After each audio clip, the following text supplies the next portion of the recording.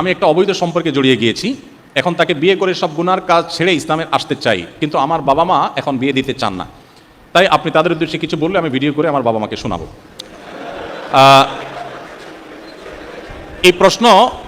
এই ধরনের প্রশ্ন আমাদের কাছে কিন্তু প্রায় আসে। প্রশ্ন আসছে যেহেতু উত্তর আমাকে দিতে হবে। এই বেচারা অসহায় যে ভাইটা আমার আছে, তার উদ্দেশ্যে আমি বলতে চাই যে এইটার জন্য আপনার বাবা মাকে আমি ওয়াজ করার চাইতে আপনার একটা গুরু দায়িত্ব আছে, সেটা আপনি পালন করেন। সেটা হলো আপনি কাজ শুরু করে দেন, পয়সা কামানো শুরু করেন। আমাদের ইয়াংদের একটা বড় অংশ তারা একটু দিন ধর্ম করা শুরু করলে, নামাজ কালাম পড়া শুরু করলে বুঝে যে চরিত্রটা হেফাজত করতে হবে, ভালো দিক।